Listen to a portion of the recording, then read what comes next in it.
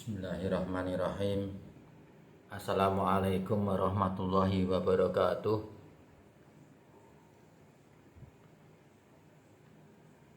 Halo guys, halo teman-teman. Kita hari ini akan bertemu pada ocehan berikutnya keilmuan. Kita akan membahas materi rational behavior, rational emotive behavior therapy (REBT). Nah, REBT ini merupakan salah satu pendekatan dalam model-model konseling yang dikembangkan juga oleh Albert Ellis sebagai kelanjutan dari model konseling dengan pendekatan rasional emotif terapi (RET). Yang awal perkembangannya tahun 1955. Ya, ini berasal dari terapi rasional. Kemudian diubahnya menjadi rasional emotif terapi. Nah, ini guys, mudah-mudahan selalu mengikuti apa yang kita sampaikan ya, saya yakin ya. Nah, kemudian ini Dr. Albert Ellis merupakan lulusan Columbia University yang pada awalnya tertarik pada bisnis serta menekuni membuat tulisan fiksi ya, tetapi kemudian ia malah tertarik pada psikologi klinis ya, dan menempuh pendidikan sampai pada jenjang doktor S3 ya. Nah, Ellis ini sebenarnya merupakan pribadi yang terbuka, humoris ya. Nah, dalam kaitan dengan model konseling ini yang sesuaikan dengan dirinya, ia adalah salah satu yang menolak aliran psikoanalisis. Psikoanalisis itu dianggap terlalu kaku ya. Karena apa? Psikoanalisis menganggap problem manusia hanya sebagai akumulasi kegagalan masa lalu. Nah, sekarang bagaimana pandangan manusia mengenai pendekatan REBT, Rational Emotive Behavior Therapy? Nah, REBT berasumsi bahwa individu itu memiliki karakteristik bagi berikut. Misalnya pertama, dia memiliki potensi yang unik. Setiap manusia itu unik ya. Berpikir rasional dan irasional. Dia mempunyai kemampuan berpikir rasional dan irasional. Nah, kemudian irasional seperti apa? Ia dapatnya dari belajar yang irasional ya. Ya, itu dari orang tua serta budayanya. Kemudian yang kedua, manusia sebenarnya merupakan makhluk verbal yang berpikir dan diungkapkan melalui simbol-simbol bahasa ya, seperti kita ini. Kemudian individu itu memiliki potensi untuk mengubah arah hidup personal serta sosialnya. Jadi dia ada keinginan itu. Kemudian perasaan dan pemikiran yang negatif ya, ada kecenderungan bisa ya, irasional ya, dapat diorganisasikan sehingga menjadi logis dan rasional. Nah, jadi dia mempunyai perasaan yang negatif. Nah, kemudian dari perasaan itu diorganisasikan ya, kerjakan, dicari solusinya sehingga menjadi rasional. Nah, kemudian di dalam REBT ini ada teori namanya teori ABC ya. Teori ABC merupakan teori kepribadian individu yang berdasarkan pada pendekatan ya, REBT ya. Nah, ini REBT ini selanjutnya ada penambahan ya, ABC ya, D kemudian E ya, untuk mengakomodir perubahan serta hasil yang diinginkan dari perubahan tersebut serta bentuk aksi yang akan dilakukan. B, C, D, E, F sampai F ya. Kemudian sampai G ya, G itu goal ya. Diletakkan, tapi G-nya itu diletakkan di awal, justru itu memberikan konteks kepada kepribadian individu ya. Ini goal ini merupakan tujuan-tujuan hidup, tujuan-tujuan kegiatan individu ya. Jadi setiap individu berkegiatan pasti sedikit banyak dia mempunyai tujuan. Nah, sekarang A itu apa? A itu activated event a person light atau kejadian yang mengaktifkan atau mengakibatkan individu melakukan suatu perbuatan, ya, penyebab suatu kejadian. Kemudian B itu apa? B itu belief, ya, keyakinan individu, ya. Keyakinan itu dapat berupa baik, rasional atau irasional. C konsekuen atau konsekuensi, ya, baik emosional maupun tingkah laku. Akibat dari tingkah laku itu apa? Itu apa? Kemudian dispute, irrational belief atau proses menantang atau menolak keyakinan atau pikiran irasional. Dispute itu menantang, menolak pikiran. Kemudian effective new philosophy of life atau mengembangkan filosofi hidup yang lebih efektif. F further action, ya, new feeling atau perasaan baru atau aksi yang akan dilakukan lebih lanjut dan perasaan baru yang dikembangkan. Jadi apa yang akan dilakukan, kemudian nanti itu kepengennya seperti apa. Nah, itu EFG Ellis mengemukakan bahwa irrational thinking, berpikir irasional yang terjadi pada individu itu dapat menjadi masalah. Nah, gitu ya, berpikir ini. Banyak orang berpikir karena ini apa? Karena dia menjadi penghambat dalam pencapaian tujuan, dapat menciptakan emosi ekstrim yang mengakibatkan stres, ya, serta menghambat mobilitas atau gerakan yang mengarahkan pada tingkah laku yang menyakitkan dirinya sendiri. Nah, ini biasanya yang pada level-level penghayatan yang tidak ini, ya. Kemudian membuat individu menyalahkan kenyataan, ya. Salah menginterpretasikan suatu kejadian yang tidak didukung oleh bukti yang kuat, ya. Sekarang banyak hal-hal yang seperti itu berseliweran terjadi di dalam kehidupan, khususnya di Indonesia. Kemudian bisa mengandung atau menimbulkan cara yang tidak logis di dalam mengevaluasi diri, ya, orang diri sendiri, orang lain, serta lingkungan sekitar. Nah, sekarang tujuan konseling REBT bagaimana? REBT mempunyai tujuan utama yaitu memberikan bantuan, ya, konseling memberikan bantuan kepada individu atau klien agar dia menyadari bahwa dia dapat hidup dengan lebih rasional dan lebih produktif, ya, rasional dan produktif tentunya, ya. Dari tujuan utama tersebut maka dapat dirinci menjadi beberapa subtujuan yang sesuai dengan nilai dasar pendekatan REBT. Yang pertama, mempunyai minat diri, ya, agar klien bisa mempunyai minat diri, ya, minat terhadap dirinya. Kemudian mempunyai minat sosial, kemudian mempunyai pengarahan diri, kemudian memiliki atau bisa meningkatkan toleransi, atau memiliki atau meningkatkan fleksibility, memiliki penerimaan baik terhadap diri sendiri, orang lain, dan lingkungan.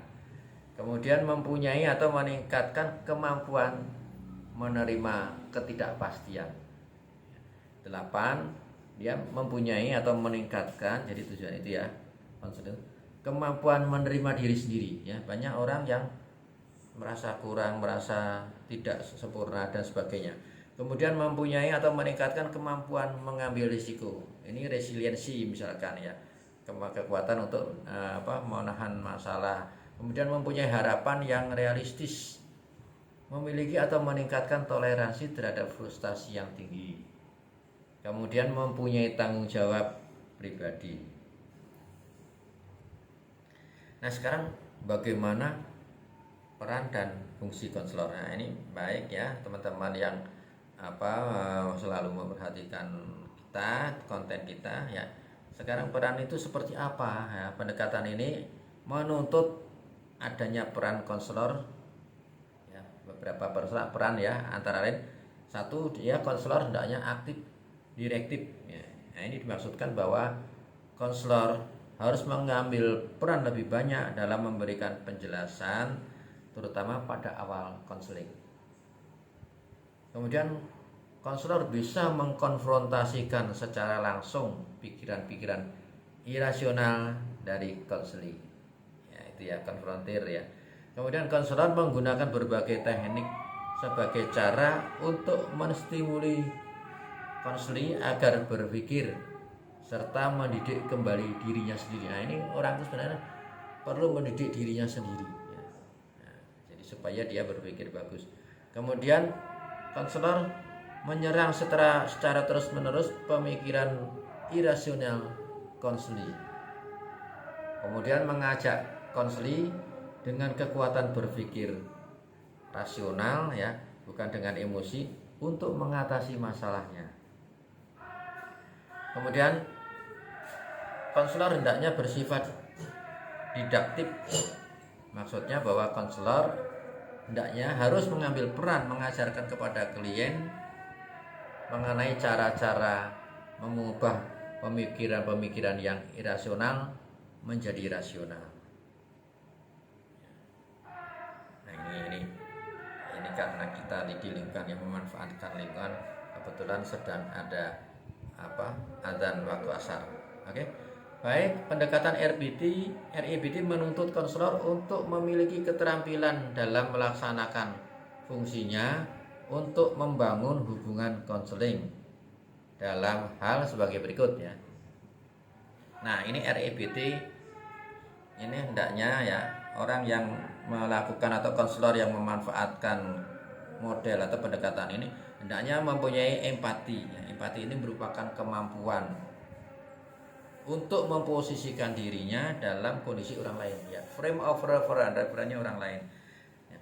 Empati mempunyai posisi lebih tinggi daripada simpati ya. Nah, simpati itu hanya merupakan kepedulian, rasa kasihan terhadap penderitaan orang lain. Oh, kok begitu, kasihan misalkan begitu. Kemudian menghargai ya. Jadi konselor atau ya, dimaksudkan sebagai menghormati adanya perbedaan ya, serta memberikan perlakuan dengan tidak merendahkan, tidak membeda-bedakan. Kemudian konseling RIBT akan melakukan ya atau mengungkapkan dengan ketulusan ya, tidak mempunyai pamrih ya, konselor terutama genuinis ya atau kongruen ya. Kemudian konkret ya, RIBT konkret ya, bertumpu pada hal-hal yang nyata ya.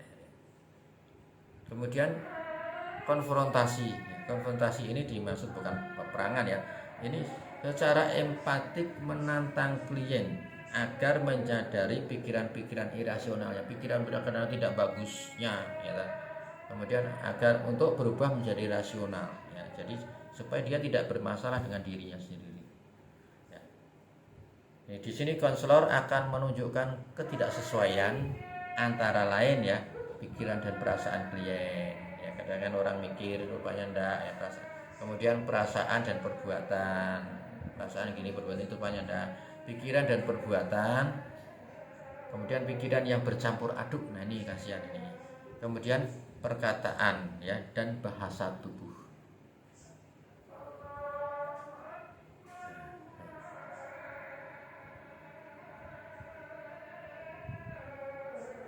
Nah, apa saja teknik-teknik konseling RIBT? Yang pertama adalah teknik yang bersifat kognitif.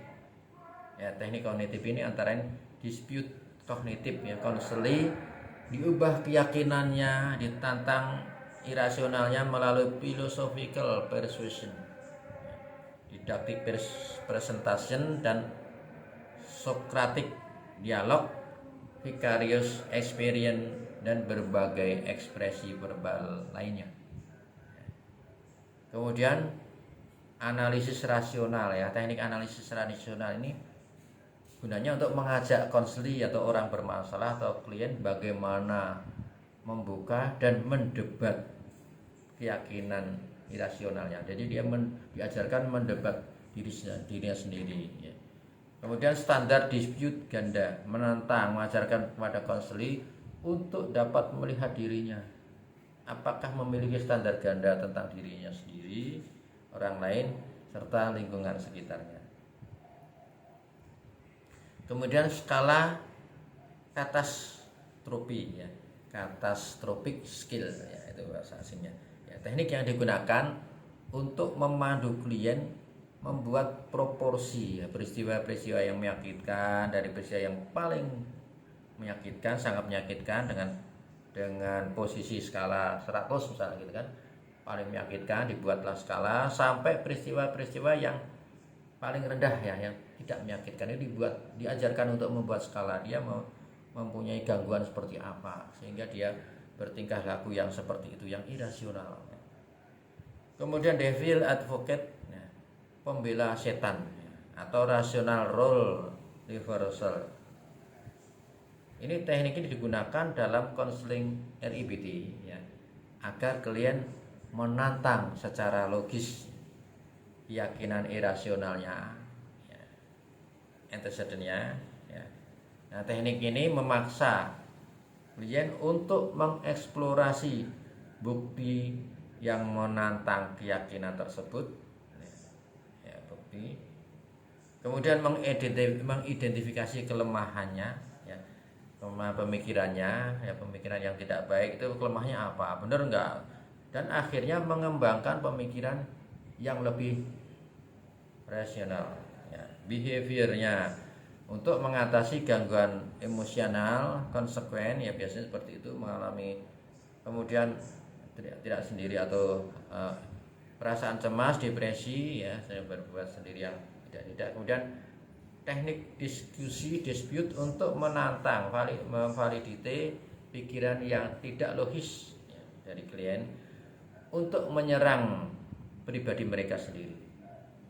Kemudian meminta konseli untuk memainkan peran yang memiliki keyakinan rasional. Sementara konselor memainkan peran menjadi konseli yang irasional. Jadi ada orang konselor dan konseli ya, konselor memerankan yang irasional, konseli berperan yang baik. Dan konseli melawan meyakinkan ya, itu dengan keyakinan rasionalnya yang diverbalkan. Nah, ini menganalisis ya, oh bener enggak. Kemudian membuat frame ulang ya, ini mengevaluasi kembali hal-hal yang mengecewakan serta tidak menyenangkan dengan mengubah frame berpikir konseli. Bingkai berpikir konseli itu kenapa kok dia seperti itu, yaitu dia diajarkan dengan teknik imagery. Kemudian dispute imajinasi ini, sekarang dispute imajinasi apa? Setelah melakukan dispute secara verbal ya, terus konseli diminta untuk membayangkan dirinya kembali pada situasi atau masalah yang masalah dengan melihat apakah emosinya telah berubah, mengimajinasikan, membayangkan. Nah, dia akan tahu, oh saya udah berubah atau belum. Kemudian kartu kontrol ya, emotional, the emotional control card, emotion ECG. Ini alat ini dapat membantu konseli menguatkan dan meluaskan praktik RIBT ya. Nah, ECG digunakan untuk memperkuat proses belajar secara lebih khusus ya, pada perasaan marah, ya, kritik, kecemasan, serta depresi. Kemudian proyeksi waktu. Ini konselor meminta kepada konseli untuk memvisualisasikan kejadian yang tidak menyenangkan, yang divisualisasikan ketika kejadian itu terjadi, ya, menggambarkan ya, bagaimana sih waktu itu misalkan gitu ya. Kemudian teknik melebih-lebihkan pembanjiran bisa juga ya. Konselor meminta kepada konseli untuk membayangkan kejadian yang menyakitkan atau kejadian yang menakutkan, kemudian dilebih-lebihkan ya, kejadian itu justru dilebih-lebihkan ya, sampai pada taraf yang paling tinggi, yang paling tidak disukai, yang paling menyakitkan misalnya. Kemudian teknik yang bersifat behavioral ya. Teknik behavioral itu antara apa? Dispute tingkah laku ya, menantang dalam bentuk tingkah laku. Ini konselor memberikan kesempatan kepada konseli untuk mengalami kejadian yang menyebabkan dia berpikir menjadi irasional. Oh kok ini pikirnya gini, nanti perbuatannya begini, tidak rasional, tidak masuk akal, dan melawan keyakinan tersebut. Kemudian teknik bermain peran, ya ini yang termasuk perilaku ya. Ini dengan bantuan konselor, konseli melakukan role play ya. Role play tingkah laku baru yang sesuai dengan keyakinan yang rasional yang diinginkan oleh klien. Kemudian berperan ya, peran rasional terbalik. Ini meminta konselor meminta konseli untuk memainkan peran yang memiliki keyakinan rasional ya. Dia konseli milikinya. Sementara konselor memainkan peran menjadi konseli yang irasional. Konselor menjadi orang yang irasional, konseli menjadi orang yang rasional, menelaah itu. Kemudian pengalaman langsung ini dilakukan melalui perencanaan dan penerapan keterampilan untuk mengatasi masalah yang telah dipelajari sebelumnya. Ya, diberikan pengalaman langsung real ya, real itu. Dimasukkan atau dicarikan pengalaman atau situasi yang dia bisa mengalami itu, melihat. Kemudian menyerang rasa malu, shame attacking exercise, yaitu melakukan konfrontasi terhadap ketakutan untuk malu ya. Caranya adalah melalui kegiatan atau tingkah laku yang disengaja, yang mengundang ketidaksetujuan lingkungan ya, lingkungan sekitar ya, sehingga menimbulkan rasa malu. Ini tolak ukurnya masing-masing tempat tentu berbeda ya. Indonesia dengan luar Indonesia beda. Dengan demikian diharapkan bahwa klien akan sadar bahwa ya, munculnya rasa malu pada suatu situasi kehidupan itu adalah suatu hal yang logis dan tidak merusak. Perasaan malu tidak merusak ya, klien. Jadi dia akan tidak menuntut bahwa dirinya harus sempurna. Tujuan dari teknik ini adalah untuk membantu ketakutan akan adanya penilaian dari orang lain. Ya, penilaian orang lain perlu, tapi hidup itu harus merancang dirinya sendiri. Lebih lanjut, ia akan mengubah keyakinan irasionalnya. Misalnya saya harus disukai, saya harus menjadi sempurna ya, menjadi keyakinan yang rasional dan fleksibel. Ya, keyakinan yang fleksibel. Nah, kemudian pekerjaan rumah ini merupakan ya salah satu teknik. Konselor memberikan tugas praktis kepada klien ya dalam kehidupan sehari-hari untuk menantang pemikiran irasional dengan cara menerapkan pemikiran dan perasaan rasional ya. Tujuannya untuk membiasakan diri mengontrol tingkah laku irasional menjadi rasional, serta menginternalisasikan perubahan tersebut. Selanjutnya, agar klien dapat meningkatkan kemampuan untuk memilih tingkah laku asertif yang cocok untuk dirinya sendiri. REBT mempunyai beberapa kelebihan dan kekurangan, tentunya begitu ya, sebagai salah satu teknik. Tidak ada pendekatan yang sempurna gitu ya. Nah, kelebihannya apa? Pendekatan rasional emotif yang dikembangkan oleh Albert Ellis ini mempunyai kelebihan sebagai berikut. Yang pertama, rasional emotif menawarkan dimensi kognitif ya, kelebihannya dimensi kognitif pemikiran ya, kognitif pemikiran, pemahaman, dan menantang klien untuk menjadi rasional ya, dari keputusan yang diambil serta nilai yang klien anut. Kemudian yang B, rasional emotif memberikan penekanan untuk mengaktifkan pemahaman yang didapat oleh klien sehingga klien akan langsung mampu mempraktekkan perilaku baru mereka. Kemudian rasional emotif penekanan pada praktek terapeutik yang komprehensif ya, menyeluruh ya, dan eklektik. Kemudian rasional emotif mengajarkan kepada klien bagaimana cara-cara ya, supaya mereka bisa melakukan terapi sendiri tanpa intervensi langsung dari terapis atau konselor. Nah, itu kelebihannya ya. Sekarang tentu ada kekurangannya.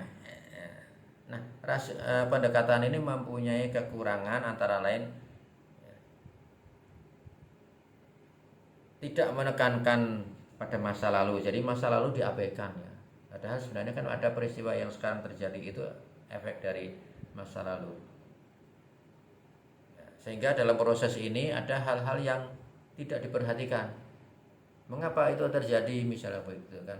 Sejarahnya seperti apa? Kemudian rasional emotif kurang melakukan pembangunan hubungan antara klien dengan terapis ya, atau konselor, sehingga klien mudah diintimidasi oleh konfrontasi yang dilakukan oleh konselor atau terapis secara cepat. Ya, ini sebenarnya kan harus dibangun hubungan dulu, kebiasaan-kebiasaan. Kemudian klien dengan mudah terbius oleh kekuatan atau wewenang konselor dengan menerima pandangan konselor tanpa benar-benar menantangnya, atau dia menginternalisasikan ide-ide yang baru. Jadi dia seperti terbius ya, terhipnotis ya, ngikut saja apa yang diomongkan konselor. Kemudian dia kurang memperhatikan faktor ketidaksadaran dan pertahanan ego. Jadi bahwa ada faktor dalam manusia itu, ada faktor pertahanan ego dan ketidaksadaran yang harus diperhatikan. Ini merupakan suatu hal yang khusus tiap-tiap individu berbeda. Baik, itu yang bisa kita ulas untuk kali ini. Ya, sebelum kita akhiri ya, saya berterima kasih kepada teman-teman semua yang selalu memperhatikan saya ya, mengkomen saya ya. Semoga dengan seperti itu akan makin berkembang ya. Silakan like and share ya, beri komen yang ya, silakan diberi komen ya. Kalau Anda memberi komen berarti Anda memperhatikan apa yang ocehan yang keilmuan ini ya. Nah, ini waktu luang yang Anda berikan kepada saya sangat ya, hargai ya, sangat puji ya. Oke, sebelum kita akhiri ya, saya akhiri, maka saya ingin berdoa untuk kita semua ya, saya, Anda, dan orang-orang yang kita cintai ya, semoga diberi kesehatan untuk hari ini dan masa-masa depan yang panjang, sehingga bisa selalu mengikuti ya, apa yang saya kemukakan di dalam tema ini. Terima kasih. Billahi taufiq wal hidayah. Wassalamualaikum warahmatullahi wabarakatuh.